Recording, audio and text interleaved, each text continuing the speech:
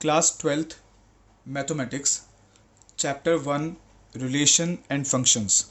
आज इस चैप्टर की हमारी क्लास नंबर है 6। आज इस चैप्टर का एक नया टॉपिक हम स्टार्ट करेंगे जो कि है कॉम्पोजिशन ऑफ फंक्शंस।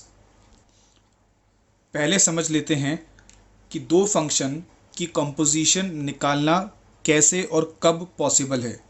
उसके लिए एक कंडीशन है जो आपके सामने लिखी है कि दो फंक्शन की कॉम्पोजिशन निकालना तभी पॉसिबल है जब पहले फंक्शन की कोडोमेन दूसरे फंक्शन की डोमेन के इक्वल होनी चाहिए। कंडीशन अपनी जगह पे है, लेकिन अब ये बात समझ में आनी चाहिए कि पहला फंक्शन कौन सा होगा और सेकंड फंक्शन कौन सा होगा।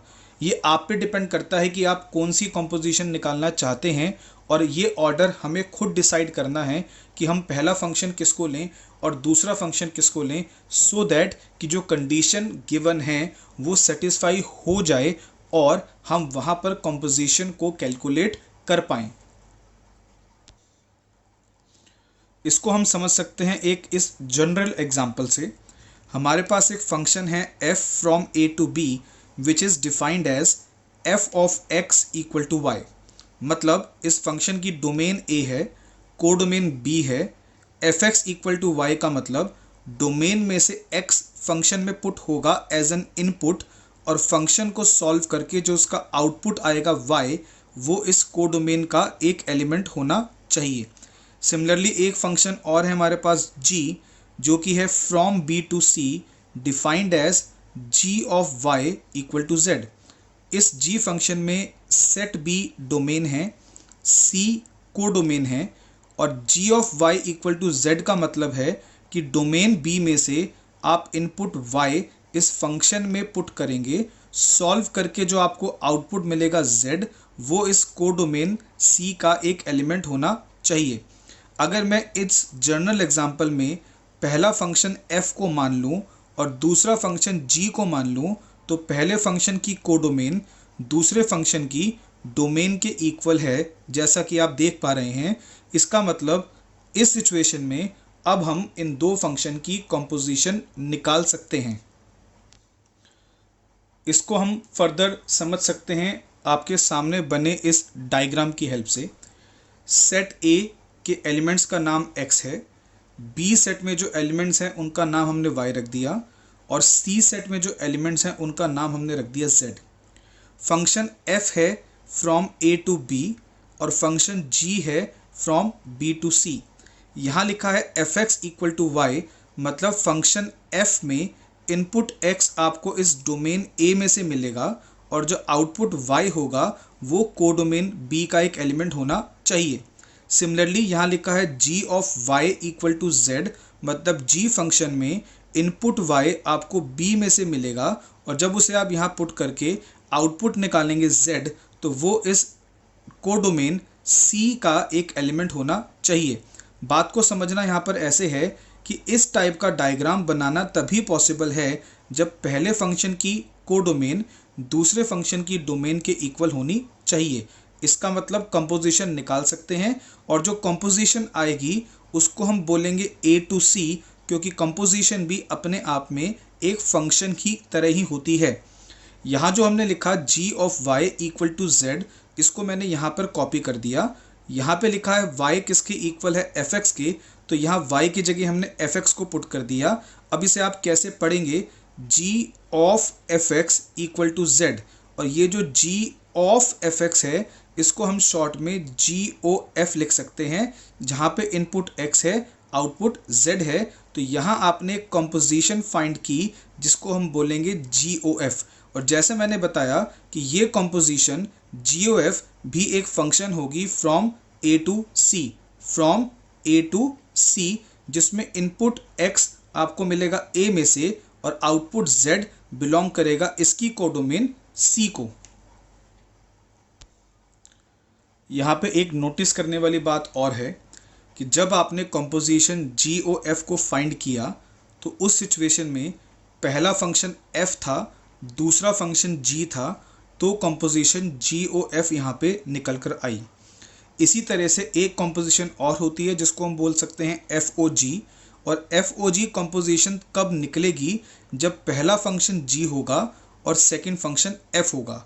लेकिन इस जनरल एग्जांपल में FOG कंपोजिशन निकालना पॉसिबल नहीं है, क्योंकि अगर मैं पहला फंक्शन G को लेता हूँ तो उसकी कोडोमेन है C, और अगर मैं दूसरा फंक्शन F को लेता हूँ तो उसकी डोमेन है A, और पहले फंक्शन की कोडोमेन दूसरे फंक्शन की डोमेन के इक्वल नहीं है। इसका मतलब FOG कंपोजिशन इस जनरल एग्जाम्पल में निकालना पॉसिबल नहीं है। साथ के साथ हमने यहाँ पर एक बात और सीखी कि ज़रूरी नहीं है कि दो गिवन फंक्शन में दोनों ही टाइप की कंपोजिशन निकल कर आएँ। कभी FOG एग्जिस्ट करेगा, कभी GOF एग्जिस्ट करेगा, और कुछ सिचुएशन ऐसी आएंगी जहाँ पे दोनों कंपोजिशन एग्जिस्ट करेंगी, मतलब FOG एंड GOF। एक बात हमें यहाँ पर और सीखनी है कि कभी कभार ये भी पॉसिबल है कि हम फंक्शन f की कंपोजिशन f के साथ ही निकाल लें, मतलब FOF, या फंक्शन g की कंपोजिशन g के साथ ही निकाली जाए, मतलब GOG।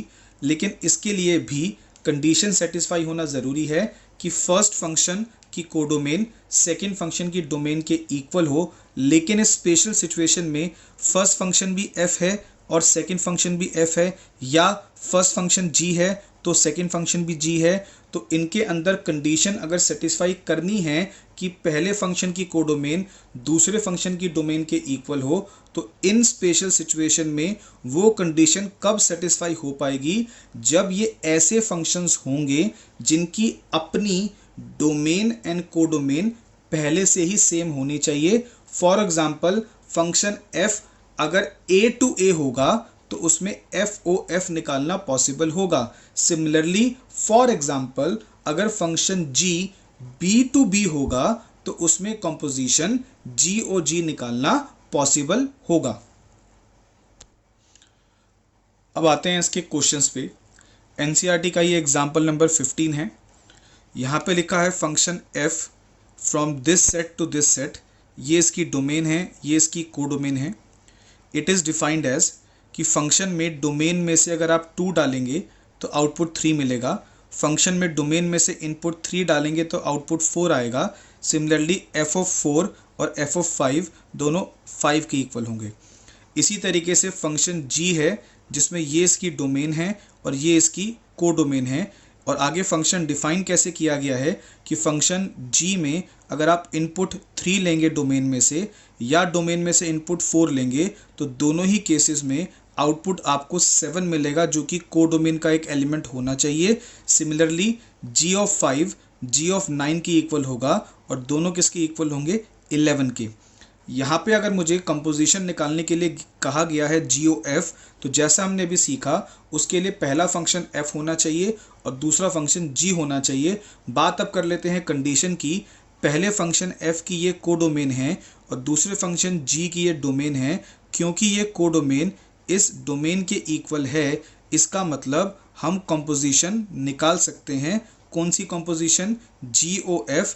और GOF जो कंपोजिशन निकल कर आएगी वो भी अपने आप में फंक्शन होगी जिसकी डोमेन ये होगा, और उस GOF कंपोजिशन की कोडोमेन ये वाला सेट होना चाहिए।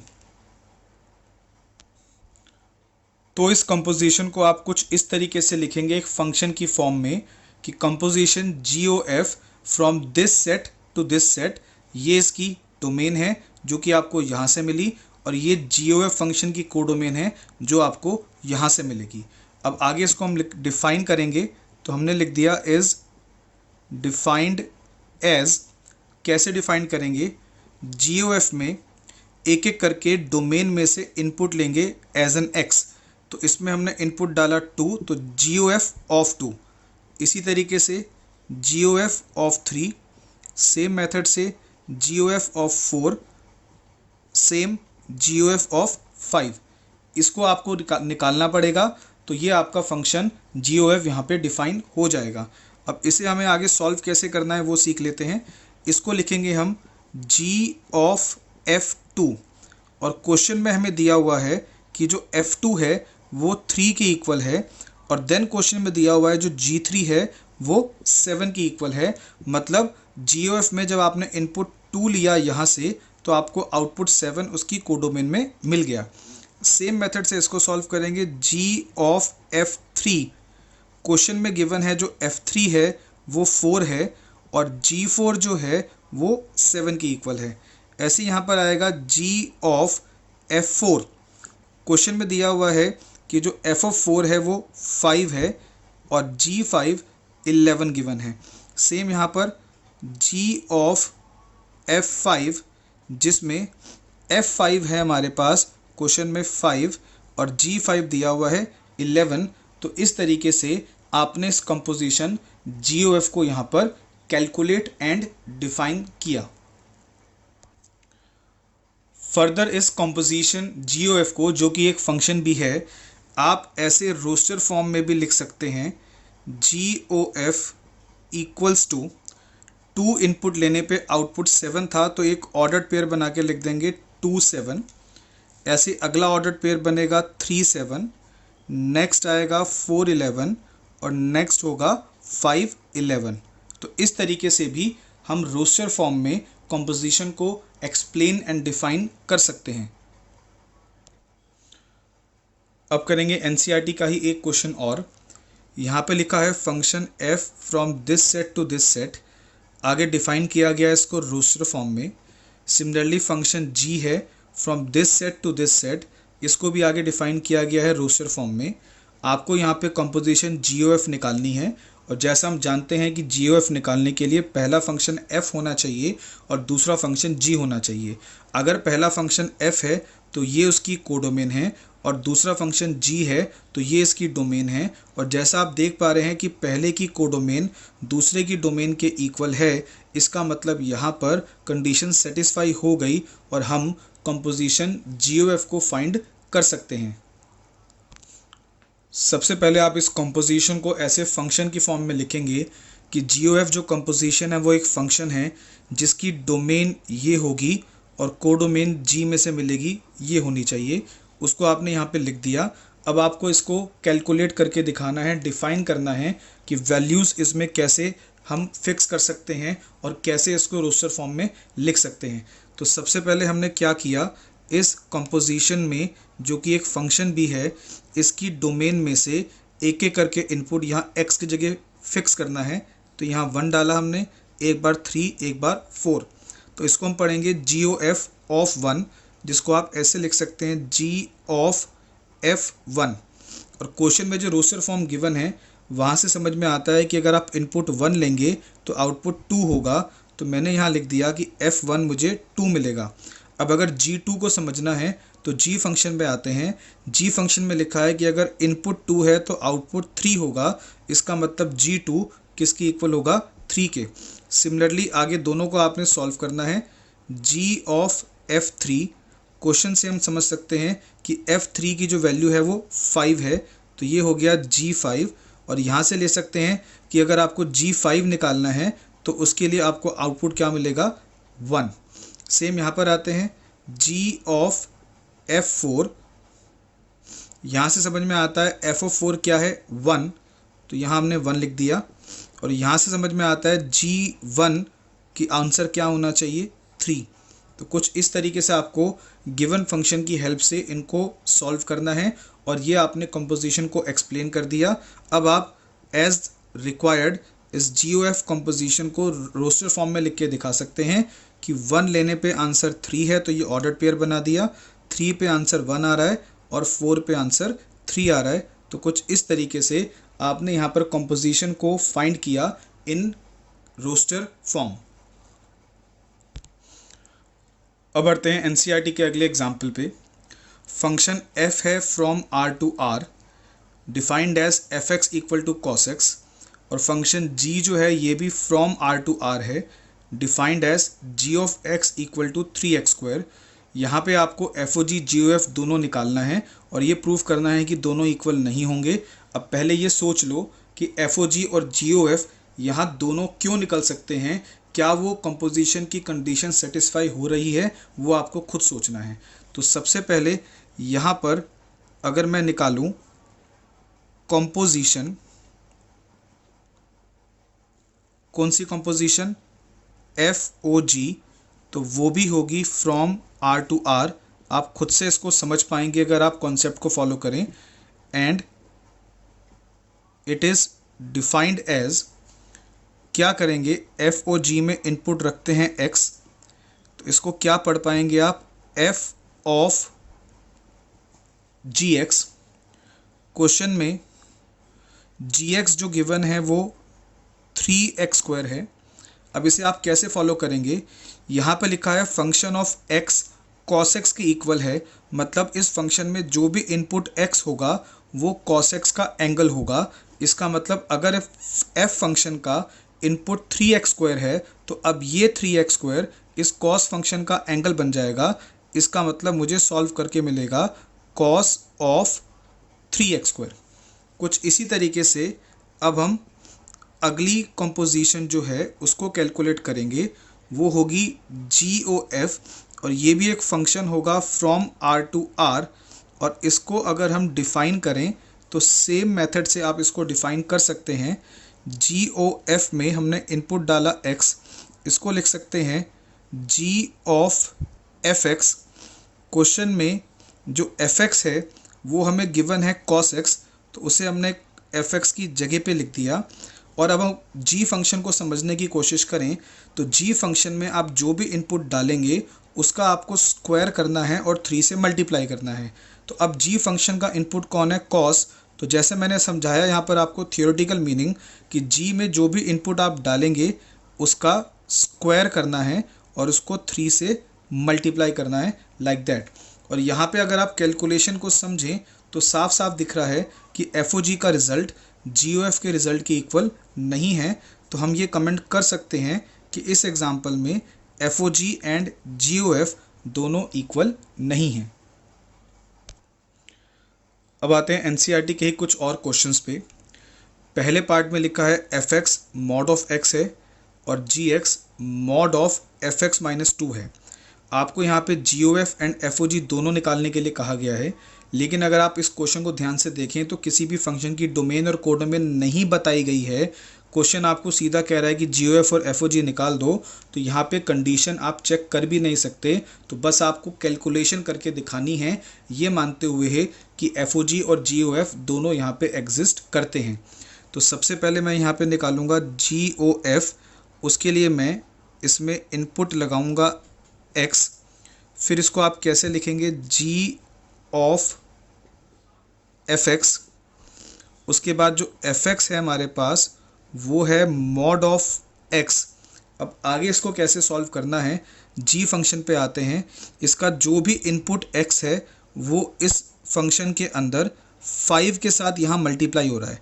तो अगर यहाँ x है तो यहाँ पे x आ जाएगा, अगर यहाँ y है तो यहाँ y आ जाएगा। लेकिन अगर यहाँ x की जगह मॉड ऑफ x है तो पूरा एक्सप्रेशन सेम लिखेंगे, बस x की जगह मॉड ऑफ x आ जाएगा। तो ये कुछ ऐसा बन जाएगा, मॉड के अंदर 5 इंटू मॉड x माइनस 2, और ये पूरा का पूरा एक मॉड के अंदर रहेगा। तो ये इस पार्ट का आपने क्या निकाला, कंपोजिशन GOF। अब बात कर लेते हैं FOG की। इसके अंदर हमने इनपुट लगाया x, कैसे लिखेंगे, f ऑफ gx। क्वेश्चन में जो gx दिया हुआ है उसको हमने यहाँ पे रिप्लेस कर देना है, वो है मॉड ऑफ 5x माइनस 2। अब ज़रा ध्यान से समझिए, बात फंक्शन f की कर लेते हैं। फंक्शन fx बहुत सिंपल सा फंक्शन है कि जो भी इनपुट होगा उसका आपको मॉड करना है। इसका मतलब जो भी इस फंक्शन का इनपुट है मॉड में 5x माइनस 2 उसका मॉड करना है। लेकिन अगर लॉजिकली बात कर लें, डबल मॉड का कोई सिग्निफिकेंस नहीं होता। अगर किसी चीज़ पे डबल मॉड लगा हुआ है तो आप उसको एक सिंगल मॉड में लिख सकते हैं। मतलब इसको ऐसे लिख दिया जाएगा, मॉड ऑफ 5x माइनस 2। तो ये आपने कंपोजिशन निकाली FOG। अब आते हैं इसी क्वेश्चन के अगले पार्ट पे। इसमें ये fx दिया हुआ है, ये gx दिया हुआ है। fx है 8 इंटू एक्स क्यूब, gx है x की पावर 1/3। तो पहले हम निकाल रहे हैं यहाँ पे GOF। इसमें मैंने f के साथ इनपुट लगाया x, कैसे लिखेंगे, g ऑफ fx। उसके बाद जो fx है हमारे पास वो है 8x क्यूब। अब इसके लिए आपको जी फंक्शन को समझना पड़ेगा कि जी फंक्शन में जो भी इनपुट आप लेंगे उसकी होल पावर आपको 1/3 करनी है। तो यहाँ पे जी फंक्शन का जो भी इनपुट है 8x³ इसकी होल पावर हमें करनी है 1/3। और इसको अगर आप सॉल्व करेंगे तो 8 की पावर 1/3 आंसर मिलेगा 2, और x की पावर जब मल्टीप्लाई होगी तो यहाँ बचेगा आपके पास सिर्फ x। ये आपने जी ऑफ निकाला किसकी इक्वल है, 2x की इक्वल है। अब बात कर लेते हैं एफ ओ जी की। इसमें भी हमने पहले इनपुट लगाया x, तो इसको कैसे लिखेंगे, f ऑफ जी एक्स। यहाँ पे हमारे पास जो जी एक्स है वो है x की पावर 1/3। अब इसके लिए फंक्शन f का मीनिंग समझ लेते हैं। fx का क्या मतलब है कि फंक्शन f में जो भी इनपुट होगा उसका क्यूब करके 8 से मल्टीप्लाई करना है। तो जैसे मैंने कहा जो भी इनपुट होगा उस इनपुट को लेके उसका क्यूब करके 8 से मल्टीप्लाई करना है। तो जब आप इसको सॉल्व करेंगे तो ये सॉल्व करके हमें 8x के इक्वल मिल जाएगा। तो ये आपने नेक्स्ट कंपोजिशन निकाली एफ ओ जी, जो कि किसकी इक्वल होना चाहिए, 8x की इक्वल होनी चाहिए। अब हम डिस्कस करेंगे एनसीईआरटी का ही एक और क्वेश्चन। फंक्शन f गिवन है फ्रॉम r टू r, और ये लिखा है fx इक्वल टू, ब्रैकेट के अंदर है 3 - x³ और ब्रैकेट की होल पावर है 1/3। और यहाँ पे आपको FOF निकालना है। जैसा मैंने आपको क्लास के स्टार्टिंग में स्पेशल कंडीशन समझाई थी कि अगर किसी फंक्शन की डोमेन और कोडोमेन दोनों आपस में सेम हैं तो वहाँ पे आप ये स्पेशल टाइप की कंपोजिशन FOF निकाल सकते हैं। तो यहाँ पे अगर मैं कंपोजिशन निकालना चाहता हूँ FOF, तो पहले मैंने उसमें इनपुट लगाया x, फिर मैं इसको कैसे लिखूँगा, f ऑफ fx। अब इसको अगर समझना है तो कैलकुलेशन थोड़ी सी कंफ्यूजिंग हो सकती है, तो बहुत ध्यान से देखिएगा। किसी भी फंक्शन f की बात अगर हम यहाँ कर रहे हैं तो उसका इनपुट यहाँ पे जाएगा इस प्लेस पे। तो अब इस फंक्शन में इनपुट x नहीं है, इस फंक्शन पे इनपुट खुद fx है। तो आप इस पूरे एक्सप्रेशन को लिखेंगे, जहाँ पे x था उस x की जगह अब कौन आ जाएगा, fx। Just like that 3 - fx का क्यूब और होल पावर 1/3। अब इसे अगर आप सॉल्व करना चाहते हैं तो fx की जगह इस fx को यहाँ पे रिप्लेस करेंगे। कैसे रिप्लेस करेंगे, मैं fx को लिखने जा रहा हूँ पूरा का पूरा एज इट इज़, और इस fx का यहाँ पे क्यूब हो रहा है तो इसका मैंने क्यूब कर दिया, और पूरे की होल पावर है 1/3। मैंने वैल्यू यहाँ पे कैसे रिप्लेस की, बहुत ध्यान से 2-3 बार अच्छे से देख लेना कि कैसे हम यहाँ पे सब्स्टिट्यूट कर रहे हैं। बेसिकली यहाँ सीख रहे हैं कि एक फंक्शन में हम इनपुट उस फंक्शन को खुद पुट कर रहे हैं, ठीक है। अब इसको अगर हम सॉल्व करें तो 3 माइनस, यहाँ पे ज़रा ब्रैकेट के ऊपर देखो, यहाँ पावर है 1/3, उसकी पावर है 3। तो ये पावर की पावर जब मल्टीप्लाई होगी तो ये 1/3 3 से कट के सिर्फ ये ब्रैकेट हमारे पास रह जाएगी, 3 - x³। मैं फिर बता दूं, ये पावर्स आपस में मल्टीप्लाई हुई हैं, लेकिन ये जो बड़ी ब्रैकेट के बाद होल पावर 1/3 बार है वो अभी भी एग्जिस्ट करती है। उसके बाद अंदर हम ब्रैकेट को ओपन करते हैं इसको, तो ये आएगा 3 - 3 प्लस x³ होल पावर 1/3, और ये 3 से 3 यहाँ कट जाएगा। मेरे पास क्या बचा फाइनली, x³ की होल पावर 1/3, और पावर की पावर जब मल्टीप्लाई करेंगे तो आपके पास आ जाएगा x। तो ये FOF आपने निकाला कि अगर इसमें इनपुट x रखेंगे तो आउटपुट भी x निकल कर आएगा। क्वेश्चन की रिक्वायरमेंट तो आपने पूरी कर दी, क्या निकाल कर, FOF। लेकिन यहाँ पर मैं एक चीज़ आपको और समझा दूँ, एक स्पेशल सिचुएशन, कि आपने इस फंक्शन में या मैं बोलूँ इस कंपोजिशन में जो इनपुट लिया एग्जैक्टली आउटपुट भी वही आ गया एज इट इज़। तो इस टाइप के फंक्शंस को हमने 11th क्लास में पढ़ा था कि इसको हम क्या बोलते हैं, आइडेंटिटी फंक्शन, जिसमें इनपुट और आउटपुट हमेशा सेम रहते हैं। तो इसको हम सीखेंगे कि कैसे लिख सकते हैं। अगर ये एक आइडेंटिटी फंक्शन है तो इसको आई करके लिखा जाता है, और क्योंकि ये फ्रॉम r टू r है तो लिखेंगे it is based on r, कुछ इस तरीके से, for all type of elements x belongs to set r, set r, क्योंकि ये r टू r के ऊपर बेस्ड है। तो हमने क्या प्रूव किया कि FOF कंपोजिशन होने के साथ साथ एक आइडेंटिटी फंक्शन है जो कि आर मतलब रियल नंबर के ऊपर बेस्ड है। अब हम करेंगे एनसीईआरटी का ही एक और एग्जाम्पल। डिटेल्स बहुत ज़्यादा हैं इस एग्जाम्पल में, आपके सामने लिखी हैं। पहले मैं बोलूँगा कि इसको आप खुद अच्छे से पहले पढ़ लें कि क्या लिखा हुआ है, देन मैं आपको इसकी समरी बता देता हूँ। एक सेट ए है जिसका मतलब है ऑल रियल नंबर्स एक्सेप्ट 3/5।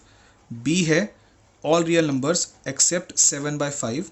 फिर क्वेश्चन कह रहा है अगर लिखा हुआ है आई ए तो ये एक आइडेंटिटी फंक्शन है बेस्ड ऑन एक्स। इसी तरह से अगर लिखा है आई बी तो ये एक आइडेंटिटी फंक्शन है बेस्ड ऑन बी। पहले वाला आइडेंटिटी फंक्शन ए के ऊपर बेस्ड है, दूसरा जो लिखा है ये आइडेंटिटी फंक्शन बी के ऊपर बेस्ड है, इसलिए इसे आई ए लिखा गया है, इसको आई बी लिखा गया है। फिर लिखा है एक फंक्शन f है जो कि है from b to a defined as fx equal to 3x plus 4 upon 5x minus 7। फिर एक फंक्शन है g from a to b जो डिफाइन किया गया है gx equal to 7x plus 4 upon 5x minus 3। और यहाँ पे आपको प्रूफ करना है कि जो कंपोजिशन है FOG ये एक आइडेंटिटी फंक्शन होनी चाहिए बेस्ड ऑन a, और जो कंपोजिशन है GOF ये एक आइडेंटिटी फंक्शन होनी चाहिए बेस्ड ऑन b। अगर हमें कंपोजिशन निकालनी है GOF तो जब आप यहाँ कंडीशन चेक करेंगे कि पहला फंक्शन f है दूसरा g है, पहले की कोडोमेन दूसरे की डोमेन के इक्वल है, इसका मतलब जो कंपोजिशन GOF आएगी वो b टू b होनी चाहिए। एक फंक्शन की तरह हमने यहाँ पर उसको लिख दिया। और अब जब इसको हम कैलकुलेट करेंगे तो पहले GOF में इनपुट डालेंगे x, तो इसको हम लिख पाएंगे g ऑफ fx, और यहाँ fx की जगह fx जो क्वेश्चन में दे रखा है उसको हमने लिया 3x plus 4 upon 5x minus 7। अब इसको फर्दर कैसे सॉल्व करना है, जब g फंक्शन की बात हो रही है तो x की जगह अब ये पूरा एक्सप्रेशन है, तो आप इस g फंक्शन को फॉलो करेंगे और जहाँ जहाँ x मिलेगा उसकी जगह पे इस पूरे एक्सप्रेशन को सब्स्टिट्यूट करेंगे। जैसे कि g फंक्शन में ऊपर है 7x प्लस 4, तो 7 इंटू एक्स की जगह ये पूरा एक्सप्रेशन मुझे पुट करना है 3x plus 4 upon 5x minus 7 और आगे प्लस 4 है। अब बात करते हैं इसके डिनोमिनेटर की। इसका डिनोमिनेटर है 5x माइनस 3, तो इस x की जगह पे मुझे ये वैल्यू पुट करनी है। तो 5 इंटू जो भी ये x की वैल्यू है 3x plus 4 upon 5x minus 7 और आगे क्या है माइनस 3। अब इसको अगर आप सॉल्व करना चाह रहे हैं तो ऊपर नीचे आपको लेना पड़ेगा LCM, तो यह आएगा 21x plus 28 plus 20x minus 28, denominator इसका होगा 5x minus 7 whole divided bye, यहाँ पे LCM लेंगे 15x plus 20 minus 15x plus 21 whole divided by 5x minus 7। दोनों का डिनोमिनेटर सेम है, ये कट जाएगा। देन इसको अगर हम फर्दर सॉल्व करें तो ऊपर आप देख पा रहे हैं 28 से 28 कट गया, नीचे 15x से 15x कट गया। ऊपर सॉल्व करके आएगा मेरे पास 41x, नीचे सॉल्व करके आ रहा है 41। तो फाइनली जब आपने यहाँ पर GOF निकाला तो जो आपने इनपुट x लिया था आउटपुट भी सेम x बचा। इसका मतलब मैं यहाँ पे कह सकता हूँ कि इनपुट आउटपुट अगर सेम है तो GOF एक आइडेंटिटी फंक्शन है जो कि सेट B के ऊपर बेस्ड है for all element x belongs to B। तो ये आपने फर्स्ट कंपोजिशन को प्रूव किया कि वो एक आइडेंटिटी फंक्शन है बेस्ड ऑन B।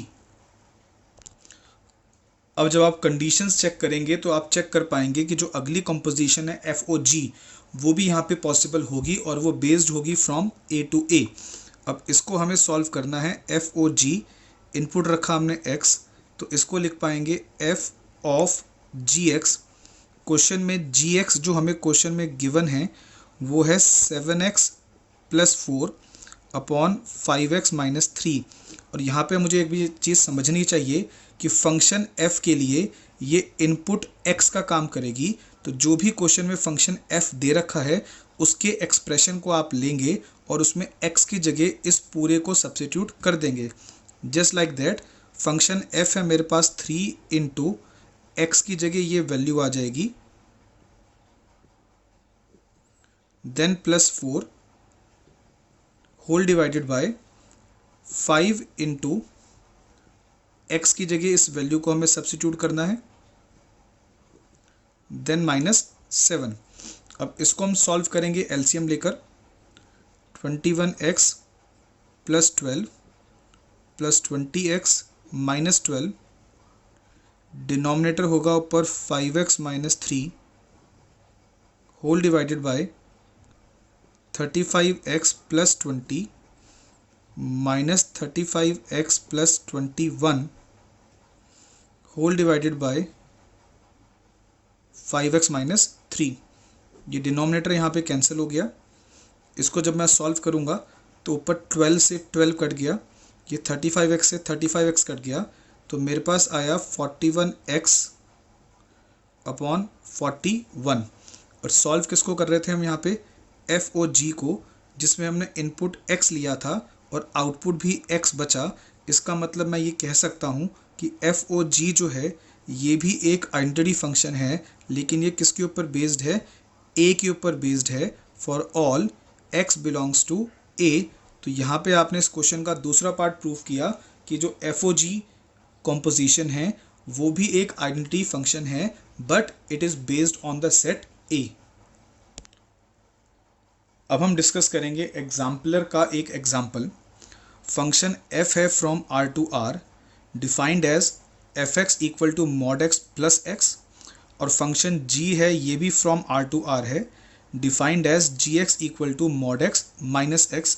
यहाँ पे आपको FOG एंड GOF निकालना है, लेकिन इसके लिए पहले आपको एक 11th क्लास का कॉन्सेप्ट आना चाहिए, जहाँ पे हम सीखते थे कि इस मॉड फंक्शन को एक्सपेंडेड फॉर्म में कैसे लिखते हैं, मतलब मॉड फंक्शन को बिना मॉड के कैसे लिखा जाता है। उस कॉन्सेप्ट को यहाँ पे अप्लाई करेंगे और दोनों ही फंक्शन को विदाउट मॉड आपको एक्सपेंडेड फॉर्म में लिखना पड़ेगा। उसके बाद फिर हम यहाँ पे composition FOG and GOF find कर पाएंगे। एक्सपेंडेड फॉर्म में करने के लिए हम क्या किया करते थे, एक छोटा सा मैं यहाँ पे आपको रिवीजन करा दूँ। जो भी टर्म मॉड के अंदर होती है उसको 0 के इक्वल पुट किया जाता है, और सॉल्व करके जो x की वैल्यू आती है जो कि यहाँ पे 0 ही आ जाएगी, उसे हम बोलते हैं इस मॉडुलस फंक्शन का क्रिटिकल पॉइंट। क्योंकि क्रिटिकल पॉइंट दोनों ही फंक्शन के लिए सेम आ जाएगा x इक्वल टू 0, तो यहाँ पे बनाई जाती हैं दो कंडीशन। क्या, पहली कंडीशन होगी कि x 0 से छोटा है, और दूसरी कंडीशन होगी कि x अपने क्रिटिकल पॉइंट मतलब 0 से बड़ा है या उसके इक्वल है। पहले बात कर लेते हैं फंक्शन f की। अगर x क्रिटिकल पॉइंट 0 से छोटा है तो वहाँ पे हम क्या किया करते थे, ये मॉड हटा देते थे और बाहर लगाते थे माइनस, और यहाँ इस क्वेश्चन में अगर मैं सॉल्व करूँ तो ये हो जाएगा 0।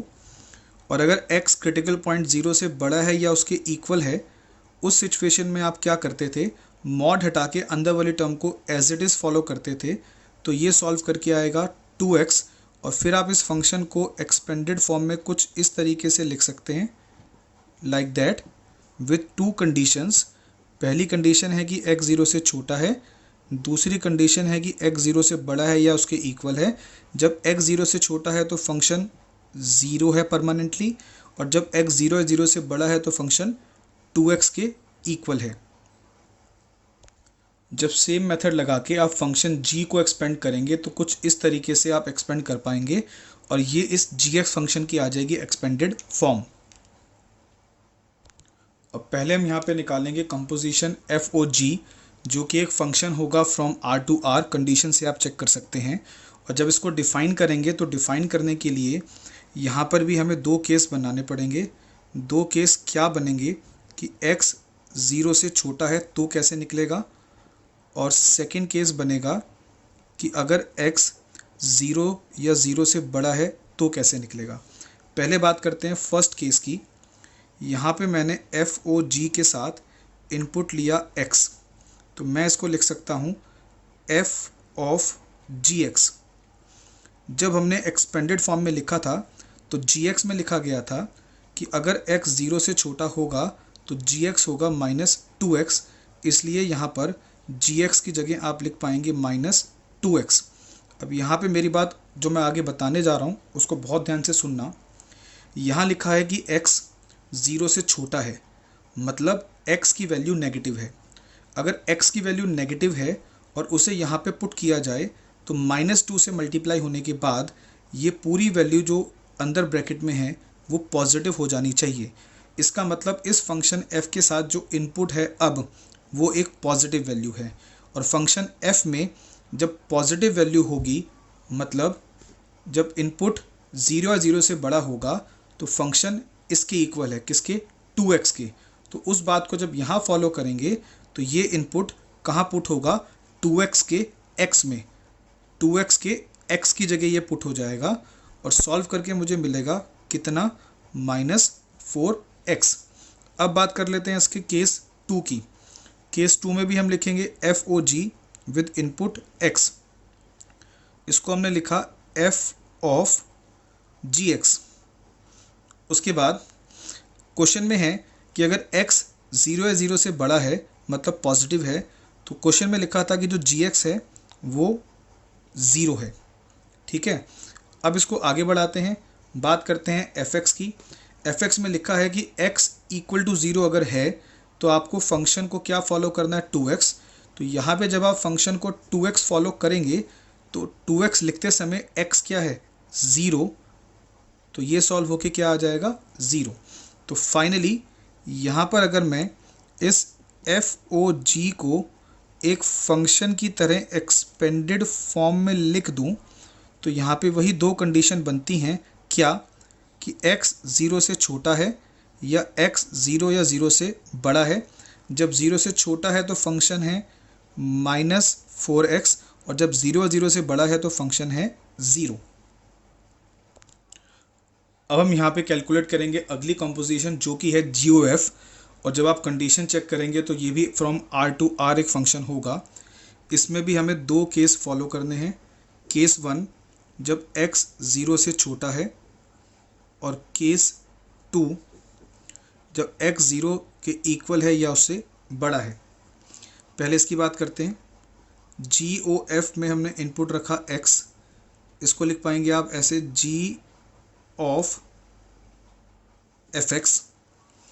अब कंडीशन क्या फॉलो कर रहे हैं, x 0 से छोटा है, और जब x 0 से छोटा है तो क्वेश्चन में जो fx है वो 0 था और g के साथ अब इनपुट 0 है। क्वेश्चन में था कि अगर इनपुट g के लिए 0 के इक्वल है तो g का आंसर भी 0 है। जो अभी हमने दो फंक्शन एक्सपेंडेड फॉर्म में लिखे थे वहाँ से आप इन बातों को चेक कर सकते हैं। अब आते हैं केस 2 पे। यहाँ भी हम लिखते हैं GOF, इनपुट डालते हैं x, तो इसको हम लिख पाएंगे G ऑफ fx। अब मेरी बात को बहुत ध्यान से सुनिएगा, जब x 0 या 0 से बड़ा है तो क्वेश्चन में कंडीशन थी जो fx है वो 2x है, तो यहाँ पे हमने fx की जगह 2x लिख दिया। अब आगे मेरी बात को ध्यान से सुनिएगा, अगर x 0 या 0 से बड़ा है तो इसका मतलब x पॉजिटिव होगा या 0 होगा, नेगेटिव नहीं हो सकता। और अगर x पॉजिटिव होगा तो ये भी पूरा पॉजिटिव आएगा, और अगर x 0 होगा तो ये भी पूरा 0 आएगा। इसका मतलब g का जो इनपुट है अभी फ़िलहाल 2x, वो इसकी वजह से 0 या 0 से बड़ा होगा, कभी नेगेटिव नहीं हो सकता। और g फंक्शन के लिए जो कंडीशन थी कि इसका इनपुट 0 या 0 से बड़ा है, उसमें लिखा था कि इसका आंसर 0 है चाहे इनपुट कुछ भी हो। ये भी आप उन एक्सपेंडेड फॉर्म से चेक कर सकते हैं। तो फाइनली यहाँ दोनों ही केसेस में आंसर सेम आ गए। तो आप लिख पाएंगे कि जो GOF कंपोजिशन है वो एग्जैक्टली 0 के इक्वल है, चाहे x 0 से छोटा हो या x 0 या 0 से बड़ा हो। तो इस एग्जाम्पलर के क्वेश्चन में हमने कंपोजिशन निकालना सीखा, और ये कुछ नेक्स्ट लेवल का क्वेश्चन था। तो सजेशन है इस क्वेश्चन को वीडियो वापस पीछे से जाकर फिर से चलाकर देखें, और 2 से 3 बार जब आप इस क्वेश्चन को देखेंगे, साथ साथ नोट करेंगे, अपने नोट्स बनाएंगे, तो बहुत अच्छे से आप समझ पाएंगे कि बेसिकली इस क्वेश्चन को हमने किया कैसे है। अब हम डिस्कस करेंगे NCERT की मिसलेनियस एक्सरसाइज का एक क्वेश्चन। सबसे पहला जो फंक्शन ये दिया हुआ है क्वेश्चन में हमें, कुछ लोग इसे सिग्नम फंक्शन पढ़ते हैं, कुछ लोग इसको साइनम फंक्शन पढ़ते हैं। 11th क्लास में आपको पढ़ाया गया होगा। फंक्शन f है फ्रॉम R टू R, और ये कुछ कंडीशंस के साथ लिखा जाता है कि x अगर 0 से बड़ा है तो फंक्शन हमेशा 1 रहेगा, x अगर 0 के इक्वल है तो फंक्शन की वैल्यू 0 है, और x अगर 0 से छोटा मतलब नेगेटिव होगा तो फंक्शन हमेशा क्या वैल्यू देगा, -1। इसी तरह से ग्रेटेस्ट इंटीजर फंक्शन g दिया गया है फ्रॉम r टू r, और उसको कैसे लिखा जाता है वो आपको पता है, ये सामने लिखा हुआ है। फिर लिखा है does FOG and GOF coincide in this interval, जो कि इंटरवल है 0 to 1, 0 पे ओपन है, 1 पे क्लोज्ड है। इस लाइन का मतलब क्या हुआ कि पहले आप इसमें FOG एंड GOF दोनों को फाइंड करिए और देन चेक करिए कि इस इंटरवल के अंदर कोइंसाइड का मतलब दोनों के रिजल्ट सेम है या डिफरेंट है। इसके लिए सजेशन ये है आपके लिए कि हमारे पास ये जो इंटरवल है क्वेश्चन के अंदर, क्या 0 to 1 जो 0 पे ओपन है, 1 पे क्लोज्ड है, इसके हम दो पार्ट कर देते हैं। पहला पार्ट 0 to 1 दोनों पे ओपन, और दूसरा पार्ट जहाँ पे हमने ले लिया कि हम x को स्पेसिफिकली 1 लेंगे। पहले हम निकालेंगे यहाँ पर FOG। जब आप यहाँ FOG निकालना चाह रहे हैं तो उसके लिए दो केसेस को अलग अलग डील करना पड़ेगा। अगर x की वैल्यू 0 से लेके 1 के बीच में है, हमने लिया FOG, इनपुट लिखा x, कैसे लिख पाएंगे, f of gx। gx function कैसा है, ग्रेटेस्ट इंटीजर फंक्शन है, और हम जानते हैं कि ग्रेटेस्ट इंटीजर फंक्शन में अगर वैल्यू 0 से 1 के बीच में कुछ भी लेते हैं तो आपको आंसर हमेशा 0 मिलेगा। अब बात करते हैं फंक्शन f की। फंक्शन f जो है वो साइनम फंक्शन है, जिसमें ये लिखा है कि अगर इनपुट x 0 है तो ये जो फंक्शन है इसका आंसर भी 0 होगा। अब इसी FOG में दूसरा केस लेंगे जब x एग्जैक्टली 1 की इक्वल है। FOG input x, f of gx। gx कैसा फंक्शन है, ग्रेटेस्ट इंटीजर, और ग्रेटेस्ट इंटीजर फंक्शन में अगर आप x की जगह 1 लेते हैं तो आंसर 1 ही मिलता है। और f क्या है, साइनम फंक्शन। साइनम फंक्शन में अगर आप x को 1 लेते हैं तो according to its meaning answer भी 1 आएगा। तो यहाँ पे हमने क्या सीखा कि जो FOG कंपोजिशन है उसके मुझे यहाँ पे दो आंसर मिलने वाले हैं, या तो 0 या 1 for all x belongs to this given interval. तो इस गिवन इंटरवल में FOG के सिर्फ 2 पॉसिबल आंसर होंगे, 0 एंड 1। अब बात करेंगे हम GOF की। जब GOF को निकालेंगे तो वहाँ भी पहला केस यही लेते हैं कि x कहाँ से कहाँ तक है, 0 से 1 तक है। तो GOF में इनपुट लिया हमने x, तो इसको लिख पाएंगे g ऑफ fx। अब fx कैसा फंक्शन है, साइनम। साइनम फंक्शन में 0 से 1 के बीच में कुछ भी आप लेते हैं तो इसको आप बोलेंगे कि वैल्यू 0 से बड़ी है, और जब वैल्यू 0 से बड़ी है तो फंक्शन f जो है साइनम फंक्शन, उसका आंसर हमेशा 1 होता है। g कैसा फंक्शन है, greatest integer. Greatest integer function में अगर आप 1 लेंगे तो आंसर 1 मिलेगा। अब बात करते हैं अगले केस की, जहाँ पे x एग्जैक्टली 1 के इक्वल है। यहाँ पे अगर मैं GOF को डील करूँ सेम वे में, GOF with x means g of fx। पहले बात करनी पड़ेगी वही साइनम फंक्शन f की। अगर साइनम फंक्शन में x की जगह आप 1 लेंगे तो जो भी कंडीशन इसके साथ अप्लाई होगी उसके हिसाब से साइनम फंक्शन का आंसर 1 होगा, और क्योंकि g एक ग्रेटेस्ट इंटीजर फंक्शन है उसमें 1 डालने पे आंसर डेफिनेटली 1 निकल कर आता है। तो यहाँ पे आपने क्या सीखा कि अगर मैं GOF कंपोजिशन की बात कर रहा हूँ तो GOF कंपोजिशन का दोनों ही केस में सिर्फ एक आंसर पॉसिबल है, 1 for all x belongs to this given interval. तो गिवन इंटरवल में जब आपने दोनों कंपोजिशन को कैलकुलेट किया तो FOG का जो आंसर है वो 2 आंसर आ रहे हैं, 0 एंड 1, लेकिन GOF का सिर्फ एक आंसर आ रहा है, 1। इसका मतलब मैं ये कह सकता हूँ कि गिवन इंटरवल में दोनों कंपोजिशन के रिजल्ट्स एग्जैक्टली सेम नहीं हैं। तो क्वेश्चन की लैंग्वेज में एक फाइनल स्टेटमेंट आप यहाँ लिख देंगे, FOG and GOF does not coincide in the given interval 0 to 1 where 0 पे जो है ये ओपन है, 1 पे ये क्लोज्ड है। आज की क्लास के लिए बस इतना ही। हमेशा की तरह वही कॉमन सजेशन है, जो भी आपको क्लास में पढ़ाया गया उसको बहुत अच्छे से सुने, समझें, देखें और क्लास में कराए गए सभी क्वेश्चंस की फिर से लिखकर प्रैक्टिस करें। अगर स्टिल कोई डाउट आता है तो एक ऑप्शन आपके पास हमेशा अवेलेबल रहता है कि आप वीडियो को जितनी मर्जी बार रिवाइंड करके पॉज करके देख सकते हैं। स्टिल अगर कोई डाउट रह जाता है तो आप मुझे मेरे व्हाट्सएप नंबर पे कांटेक्ट कर सकते हैं। और क्लास में कराए गए क्वेश्चंस को प्रैक्टिस कर लेने के बाद आपके सामने ये कुछ होमवर्क है। सजेशन है कि इन क्वेश्चंस को भी, होमवर्क के क्वेश्चंस को भी आप प्रैक्टिस करें और कोई डाउट हो तो मुझसे कॉन्टैक्ट करें। अब हम मिलेंगे अगली क्लास में, और अगली क्लास के लिए मैं एक चीज़ बता दूं, नेक्स्ट क्लास में जो हम टॉपिक कराने वाले हैं वो डेफिनेटली आज के जो टॉपिक है उसके ऊपर बेस्ड है, एज वेल एज जो प्रीवियस क्लासेस में हमने बाइजेक्टिव फंक्शन का कॉन्सेप्ट पढ़ा था वो भी उसमें यूज़ होने वाला है। तो नेक्स्ट क्लास से पहले आज की क्लास आपकी रिवाइज हो जानी चाहिए, होमवर्क कंप्लीट हो जाना चाहिए, और जो प्रीवियस 2 क्लासेस थी जिसमें हमने बाइजेक्टिव फंक्शन को डिस्कस किया था वो भी आपका रिवाइज करना ज़रूरी है। अब हम मिलेंगे नेक्स्ट क्लास में। Till then best of luck.